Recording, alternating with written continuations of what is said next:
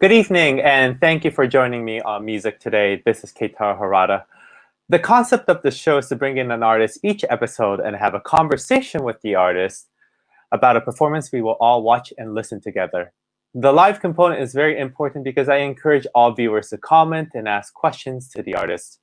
Music Today is a bilingual show. The live streams during your evening will be in English, and the shows that broadcast during your morning time will be in Japanese for the fans in Japan. If you want to improve on your Japanese skills, you're more than welcome to watch the Japanese interviews too. Without further ado, I'd like to bring in our guest for tonight. Since I cannot hear you applaud, please do me a huge favor and use clapping emojis or use clap, clap, clap to comment so that we know that you are listening and tuning in. I'm very excited to invite our special guest today, soprano Deanna Breiwick. Hey, Deanna. Hello, hi. Hi, how are you? I'm well. Thank you so much for having me. This is such a treat. Fantastic. And where are you quarantining right now? I am currently in Seattle, Washington. Gotcha. Well, back to the US hmm because I thought that Yes. you were in Europe right before all of this COVID-19 happened. I was singing at Opera de Monte Carlo, Mm-hmm. and we were 2 weeks into rehearsal, and this was, let's see, March 13th. And travel restrictions were coming into place and our production was canceled. And so I Mm-hmm. hurried back to the States. Mm-hmm. Um, yeah, I had my little dog with me, and Mm-hmm. basically it was canceled. Everything was canceled on a Friday, and I flew home on a Saturday morning. Gotcha. Well, I'm glad that you're safe and you're, back Thank with you. your family. So for our Thank viewers, you. Deanna and I first met back in Tanglewood long hmm 10 years ago now. Yes, 2010. Oh my gosh. Celebrating 10 years of friendship here. I know. That's We amazing. did a production of Ariane of Naxos. We It did. seems like yesterday, but it really is 10 years ago. Wow, time goes by. Yeah. It So much has really does. And happened. we were just babies then. I know. We were so young. We're still young though. We are. We still are. We Yes. still Yes. are. Yeah. And then I think the most recently I went to see your performance at St. Louis. Yes. And then that was about 4 or 5 years ago, I think. Yes. That was 2017, The Grapes of Hmm. Wrath by Ricky and Hmm. Gordon. Yeah. And that was such a lovely surprise to see you in the tent after the show. Yes. Well, fantastic. Well, before we get to the show, just want to say, show some hellos from, we have Atsuko from Japan watching right now, and our dear friend Taka Onishi, Taka, colleagues from hi. colleague from Juilliard, I'm assuming. hmm So we are talking about Fledermaus today. Tell us a little bit about this music. Oh, well, this music is so fun. It's like the sorbet and the champagne of the classical repertoire, I feel. It's an operetta by Strauss, and Hmm. this is actually what I would have been performing this month, returning to Opera Theater of St. Louis, where we would have Mm. been doing Fledermaus, known in English as The Bat. Hmm. And we would have been performing in English there, as they do all repertoire in the vernacular. And so I would have been singing the role of Adele. Hmm. And so I thought it would be fun, since I'm not able to be there right now, I thought maybe it would be fun to bring a little bit of it on the show today. Fantastic. Um, how many times have you sung this role? This would have been my role debut. Really? I I know. for some reason I have this image of you singing Adele many times. So okay, that's very. Yes, so it was an much anticipated role debut. Mm-hmm. Um, there is some talk about it coming up in the future, Mm-hmm. again, which I really hope because I just think it would be I love playing comedic roles. Mm-hmm. Um, But I have performed this aria and her other aria many times. I worked in Zurich and also performed a lot in Germany. And, you know, this operetta repertoire is beloved in that part of the world. So I have sung these songs in many a concert. Okay, well, let's listen, and then let's, feel free to talk and guide us through what's going on with the music. All right.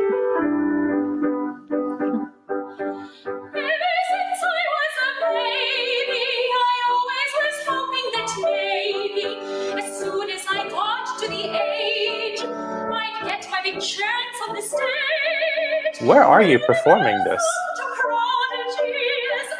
This is in my parents' home. Oh, nice. And that's my mom on the piano. Oh. Yeah.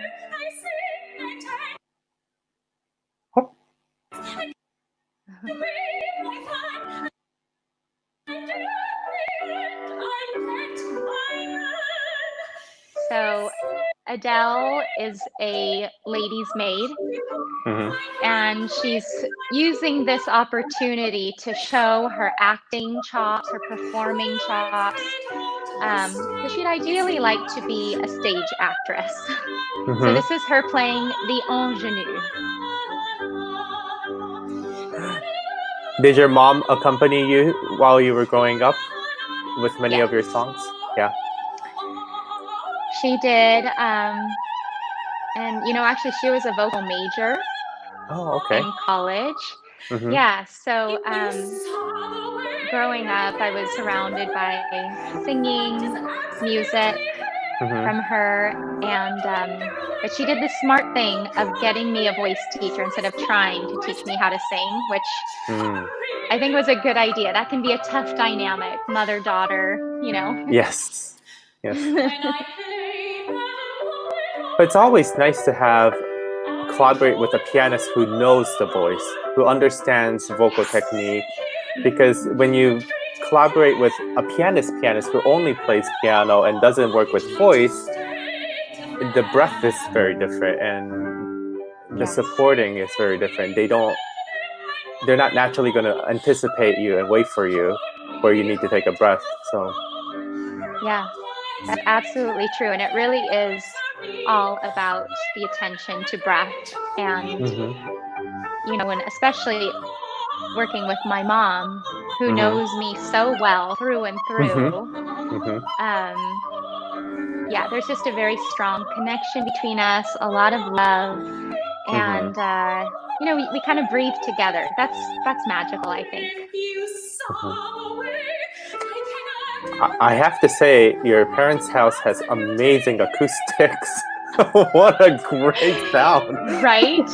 I know. Yeah, it's pretty fabulous. We've got high ceilings.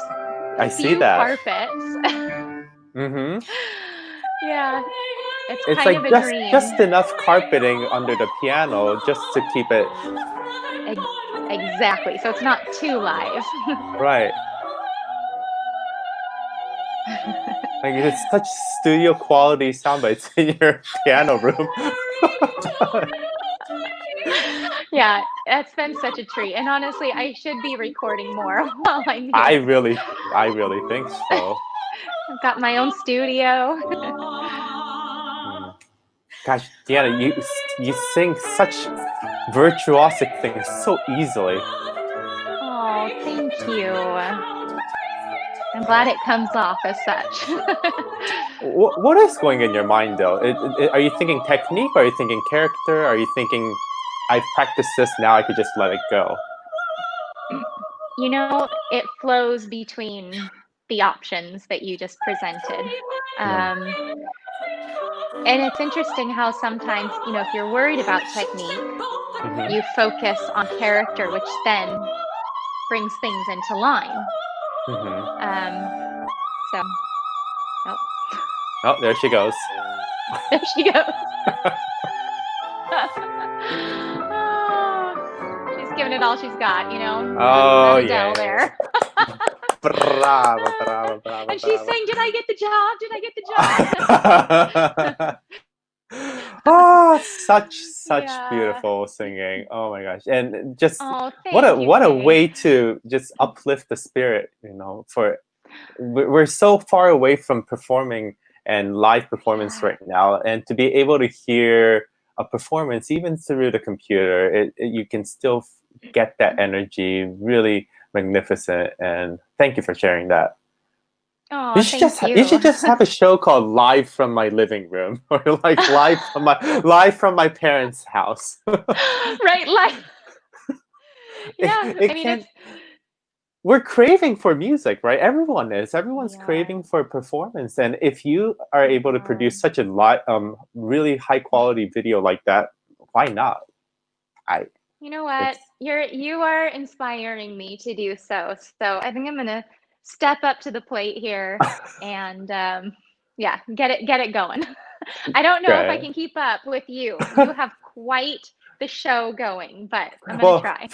for me, it's live, so I don't have to do any editing, right? So that part is very easy. Well, we have a Yeah. lot of viewers right now watching and saying hello to you, from Maestro Stephen White. Oh, hello, Maestro. We have one of my board members from the Savannah Philharmonic, Phyllis Albertson, Oh, who also thank you, sings in our Phyllis. chorus, and she's just a wonderful patron of the arts and loves the voice, loves choral singing, and loves beautiful singing. So hopefully, you'll get a chance Wonderful. to come to Savannah and share her singing live to Phyllis. Yes. Yes. We have our dear friend Sam Sam, hi. Thank you. and Taka's Bravo. So wonderful. Taka. So Aw. tell us, since you had your mom there, I just want to ask a little bit about your upbringing and why you decided to Yeah. pursue a career in music. Yeah. So, as I said, I grew up in a musical household. My dad is Hmm. not musical. Hmm. He's a businessman, but I will say I've gleaned some business insights from him over the years, which Mm. has helped me in my music career. Hmm. And yeah, so my mom is a singer and a pianist. And, even when I was doing my college auditions, she was playing for me to get into Oh, great. conservatory. And yeah, so it's like not only did I have her fingers on the keys, but I had her loving support behind me in all of those auditions right when I was just getting started. Well, So, what a comfort like your comfort level compared to all the other participants or candidates who are auditioning without their own pianist is very different. You right? just Wow, what a Yeah, benefit. That's fantastic. it's such a Kudos gift. to your mother. Yeah.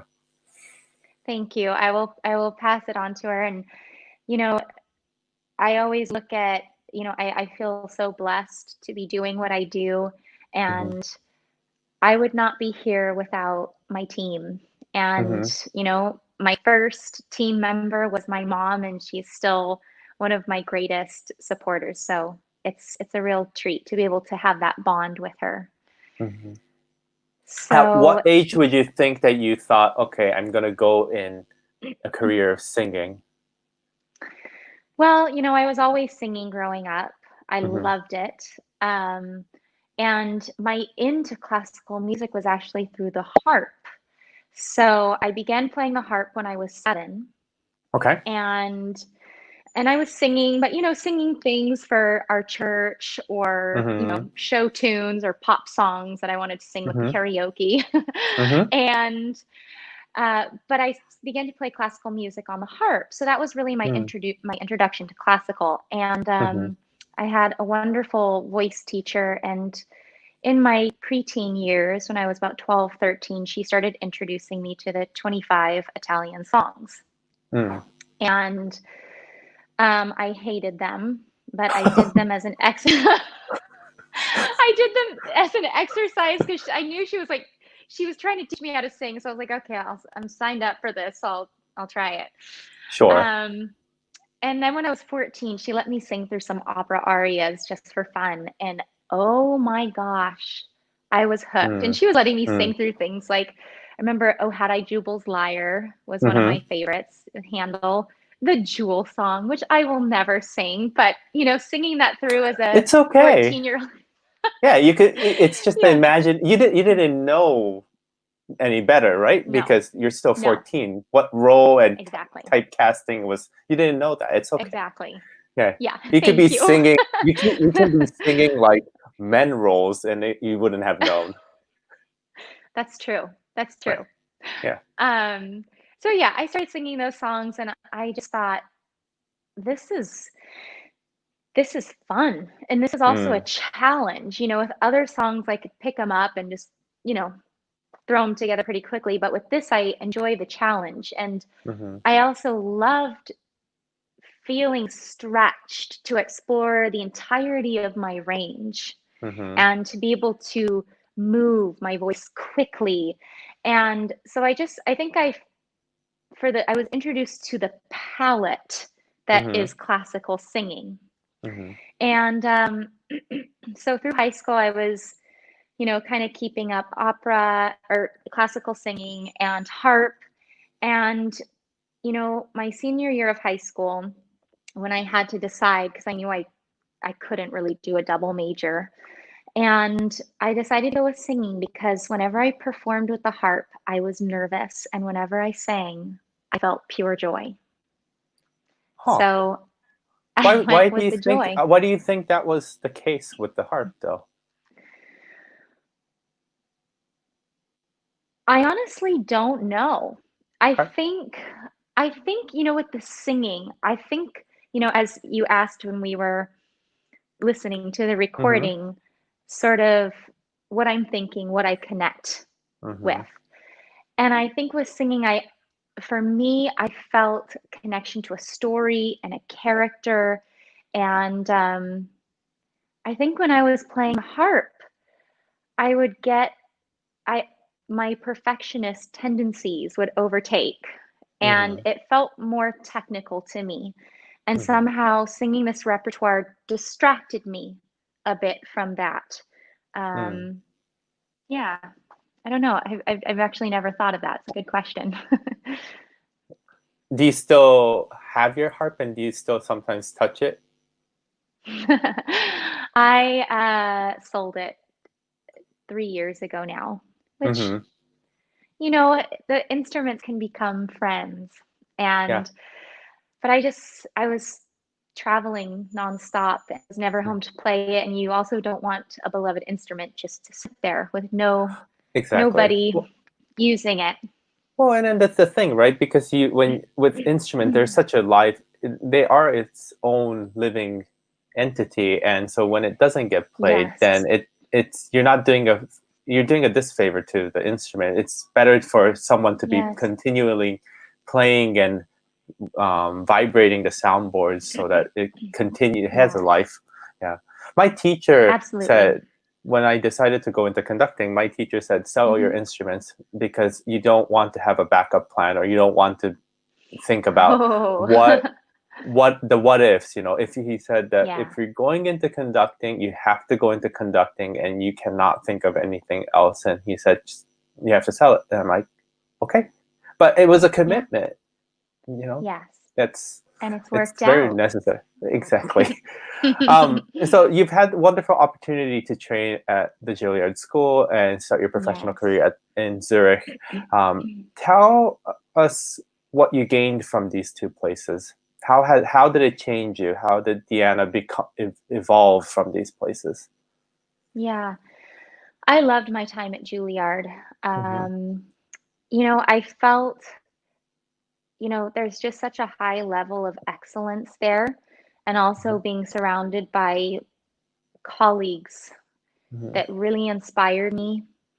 Um, I think I just felt so, when I was there, being in that environment, I felt so much hunger to learn Mm-hmm. and just to milk, Mm-hmm. that experience and that process for all it was worth, and take advantage of the amazing teachers and coaches and opportunities and connections.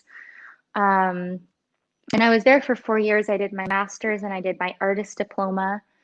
Um, my master's was more academic, and my artist Mm-hmm. diploma, it was really purely performance. And it was also a time of incredible personal growth for me because a Mm. lot of the work we were doing, every day we would do a class with the director, Stephen Wadsworth, Mm-hmm. and we were learning this acting technique of reaching into your own experience, into your psyche, to find these universal elements of connection, Mm-hmm.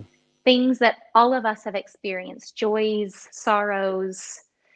And in this process, you're learning to do this to be able to communicate and to communicate authentically on stage, Mm-hmm. but you also learn so much about yourself. Mm-hmm. And so it was almost like a sort of therapy Mm-hmm. where you're really exploring yourself. And so I went right from that environment to Europe, Mm-hmm. and it was the best training I could have had for that because immediately I was thrown into, some really wacky productions, and, where I was thinking, how can I make this work? How can I make this authentic? Where can I connect to this so that I can Mm-hmm. communicate this? And so it was really good training for that. And Mm-hmm. in Europe, I worked at Open House Zurich for 3 Mm-hmm. years. And oh my gosh, that was an education, because that was my first really, aside from working at Chicago Opera Theater and Opera Theater St. Louis, that was my first real professional gig. Mm-hmm. And I learned a lot about how to take care of myself because you are performing so often. Mm-hmm. In the FES system, you're rehearsing and performing a lot. And so you learn how to keep yourself healthy, how Mm-hmm. to practice and study silently, how to put roles into your voice in a smart way so that you are not fatiguing yourself. And also, I mean, does not sound, this is not like a beautiful creative thing Mm-hmm. to say, but I found when I was fasting, I learned how to put out the product Mm-hmm. No, because sometimes you are that makes so, total sense. Yeah. yeah. And, but a lot of making it in this business is consistency and Mm-hmm. being able to put out a product. Mm-hmm. And so, just no matter how busy I was getting, it was like I learned how to take care of myself in a way where I could keep singing and getting on the stage. And that has served me very well since then. I I often get asked from younger musicians who are in their training stages, how do you go about career music? And there's oftentimes schools don't really, they have a career music class, but it doesn't really actually Mm-hmm. tell you how to do it. And I always think Yeah. of, in my experience, I had career music classes taught by teachers who were educators and not performers. And so, like, your Yes. career is very different from what I want to achieve. So it was, there was something I could gain from it, but not everything. Everyone has very unique path. And I always tell them that it's about branding yourself. Like, you have to consider yourself as a brand. What are your favorite Yeah. brands that you all like want to go shopping to? And you're Mm-hmm. exposing yourself to the public, right? And when I think Mm-hmm. about people who brand themselves very well on every medium that's available right now, social media or YouTube, Facebook, I go to Mm-hmm. your Instagram often and see just a Oh. variety of Deanna. Like, you're not only do you show yourself as a singer, but you also show yourself as a yogi. You show yourself as you have this meditative quality. You have this fashionista side of you. You have this food side of you, and Oh, your thank you. dog, like this I is mean, he already is the star. of your social media is taken Yeah, over by he your dog. And then he is. we'll share a little bit about your Instagram and your activities there. But what would you tell singers in their early stages of their career, like the training stages of their career? What advice would you give them when it comes to auditioning and taking that next step. You know, they may not have the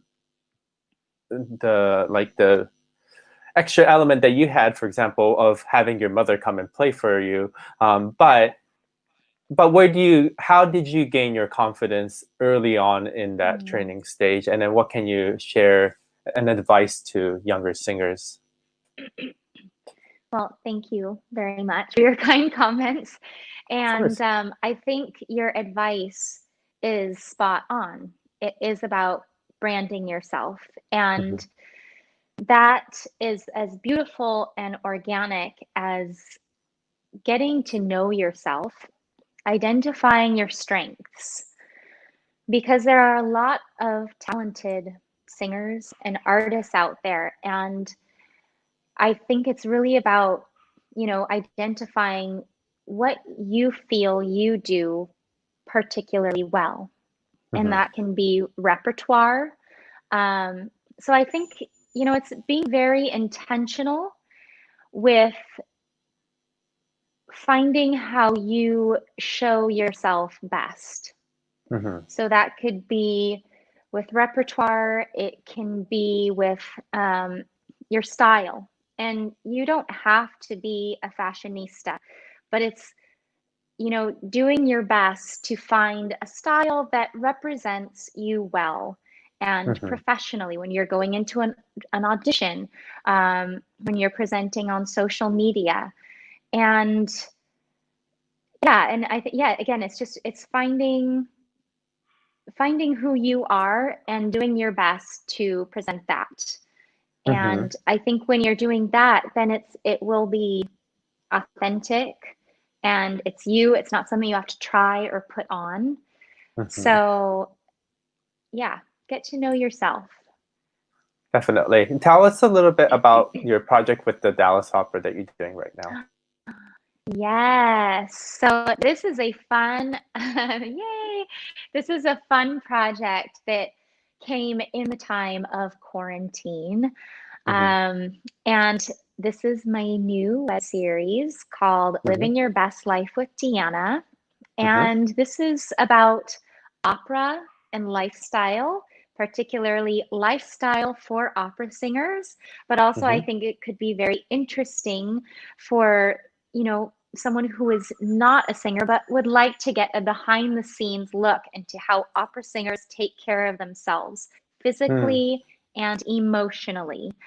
And so we explore things like fitness and yoga and wellness for opera singers. We last week we had soprano Nadine Sierra on, and we talked about mindset and, simplifying your life to keep yourself in a healthy mental state. So we cover a lot of topics surrounding lifestyle and wellness. And it's been a really fun, creative outlet. And there's been a learning curve. Before this, I did not know how to produce a show or edit videos. I'm not tech savvy. But you're doing such a wonderful job with it, though. Like I love the intro. I shouldn't have closed the screen, but let me pull it back up because let's take a quick look because it's really cute. Living Your Best Life with Deanna. And there's Fritz. Yes.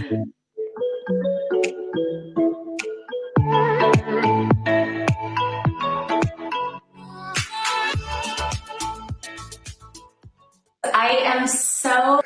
It's, I think if there's one thing that this staying home has caused us to do or forced us to do is to learn techniques and learn apps that wasn't on our daily lives, how to put together videos and you kind of get used, we have time to do it, which is the good part, right? And it's an opportunity to be creative. It is. And I think when you look at it from that standpoint, it actually is a joy to figure it out. And then you look at it as, okay, maybe I'm not really tech minded. Maybe this is difficult to figure out. So there's a learning curve, but then you realize that with these skills, then you're able to put more content out there and you're able to, perform more. So it can be a really good skill to have for that, Mhm. because we don't know what the rest of this year is going to look like, and Right. yeah. Well, especially when, yesterday the New York Philharmonic canceled the season until January, the Metropolitan Opera also, where you work. So it's sort of, Yeah. it's rough. So how do we make our output effective, not just for our audience, but for ourselves too? Like as an Yes. artist, we have to perform, and if we don't perform, we just kind of rot. So You're right. we Yeah, do. it's like it's in our lifeblood, and it's just, and I've I realized love, more. go ahead. Go ahead. Go ahead. Well, Oh, I was I was gonna thinking. say, Okay. I'm going to shut up. Go ahead. I want to hear what you have to say. Go ahead. I was thinking about my plants at my studio, and when I'm on the road, they're so wilted, they're so dead. But now that I've spent so much time at home, they're so alive, and Yes. I feel like I have time to do it. So it's sort of our artistry. We have time to nurture ourselves. We have time to hone our craft right now, and might as well do a more Totally. outpour. Yes. Okay, to Yeah. you. What were you gonna say? Oh, I was gonna say, I think, was it a month and a half ago when the Met did their gala, the online Hmm. gala? Yes. And the first I watched the whole thing, and Hmm. I was initially kind of reluctant to watch it. I don't know. I just kind of felt like I was in a funny place right then. I was feeling a lot of loss seeing all of these Mm. jobs get canceled, and just a lot of unknowns with where the world is at. And but I began to watch it, and about the whole first half, I kind of cried my way Mm. through. Hmm. And I was being touched by the music and also the generosity of these beautiful artists. But oh my gosh, I was missing the connection. Hmm. And we were connecting in a way all around the world. In a way, Right. more of us were connecting than we ever have before. Hmm. But missing sharing that in a room with people. And I think for the first time, I fully realized why I really love doing this. Hmm. Because, I love the pursuit of excellence. I love the technical part of it. I love bringing music and characters to life. I love being on stage with my colleagues, collaborating. Mm. But I was like, it really is all about connection. This is what we're really in this for. And Mhm. it just made it very clear to me. And I kind of moved through that grieving. And then I fully enjoyed the last half of it. And I was able to see, okay, this is a way of connecting right now. It's not what I'm used to, Mhm. but this is what we have right now. So I'm going to enjoy it. But yeah, it's the human connection. That's what Mhm. we are all here for. Mhm. Well, speaking of human connection, I want to transition our conversation to asking you how the Black Lives Matter means to you and how it influences your musical activities. Yeah. Gosh. I mean, I think it's time. It's time that this conversation, that this awareness is happening. And I think all of us are collectively waking up, Mhm. because there's nothing new here. This is something that has been going on, you know, for centuries. Mhm.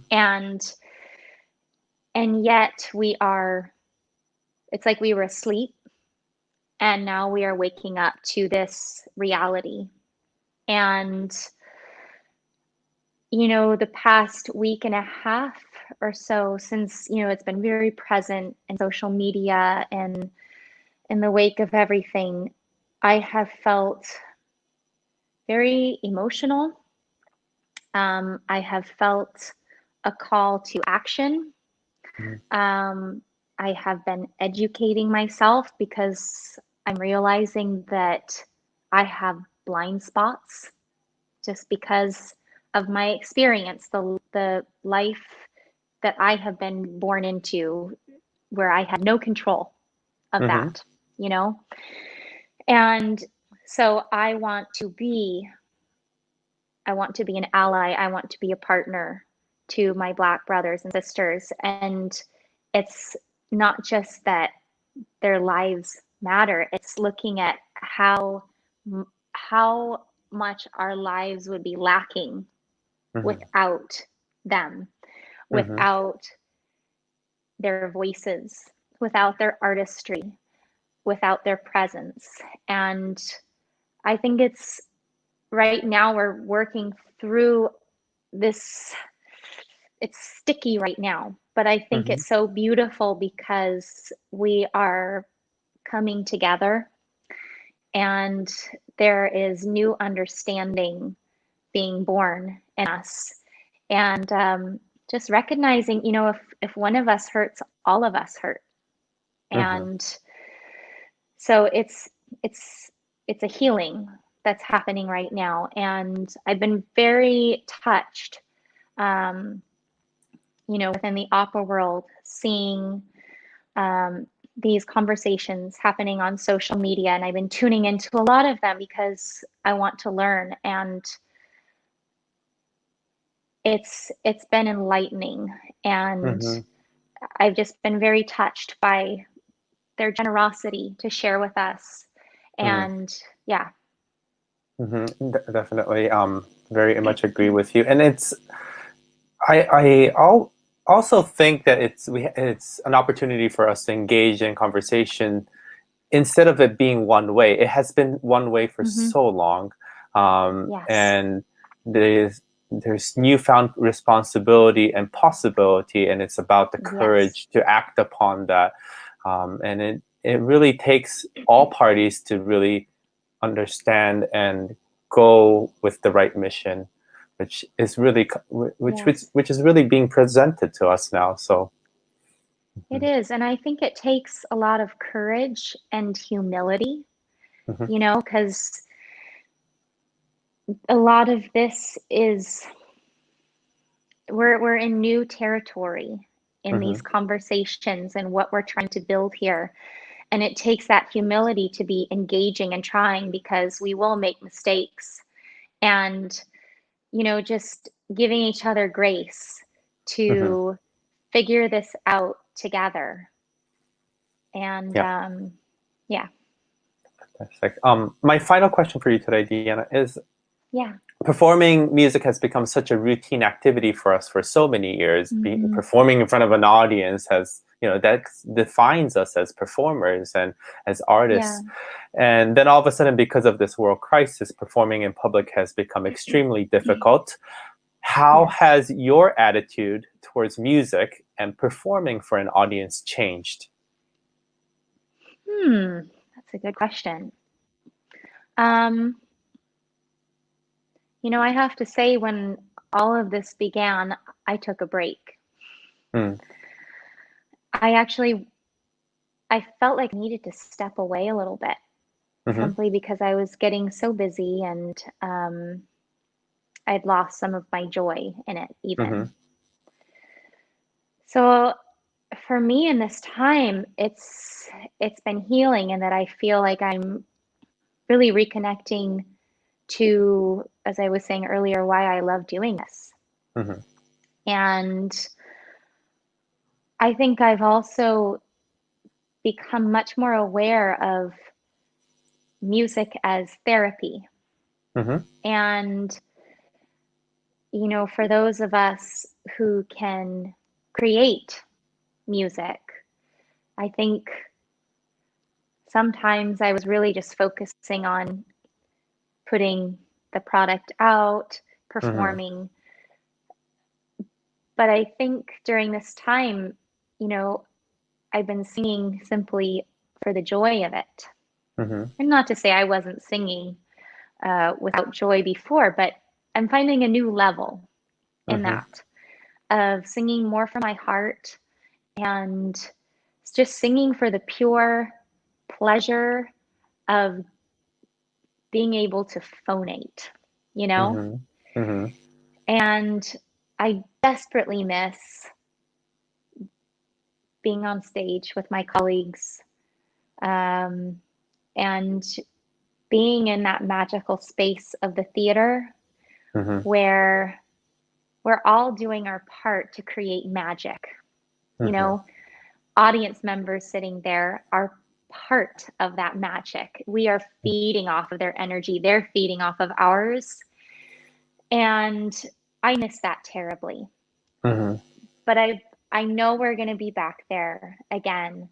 And until then, I think it's just finding the joy in what we have now, whether it's creating on your own, whether it's watching, you know, any of the live streams, whether it's joining in on something like this, which is Mm-hmm. so unique to this time where we have the time to really talk and delve into each other's lives. And so there's a lot of richness in this time that is unique, and I think should be enjoyed.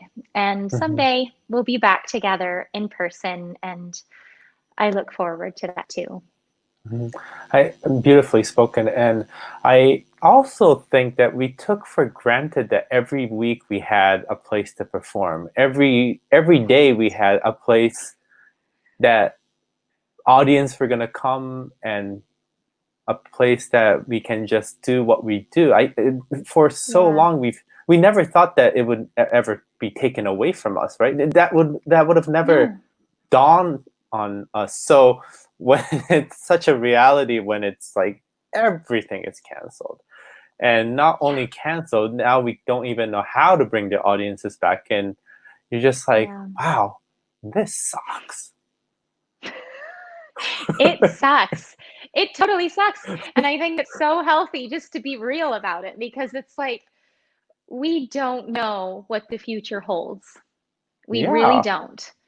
Mm-hmm. And it's scary. There are a lot of unknowns, and a lot of unknowns pertaining to what we love. Mm-hmm. And so, yeah, we don't know. And we never could have imagined this. And it's so wild to all be in the same boat, Mm-hmm. which is strange. It is comforting, but also it's just, yeah, we never could have imagined that we'd be here. Mm-hmm. Well, I would say, being on the same boat, but I think more so that we've been hit by the same wind, because everyone is Yes.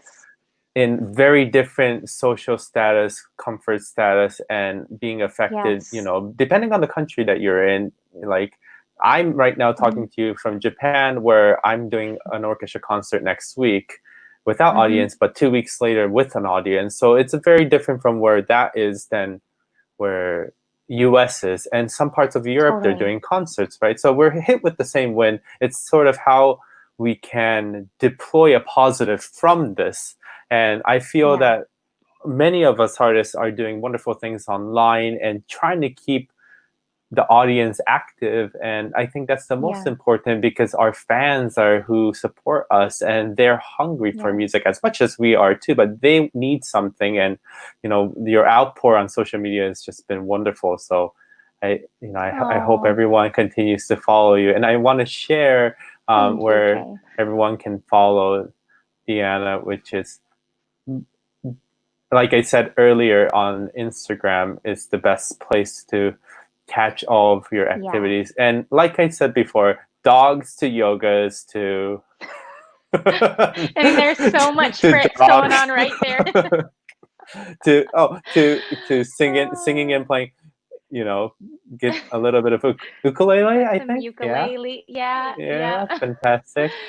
And your It's Dallas opera eclectic, but episode. it's fun. Yeah. Yes.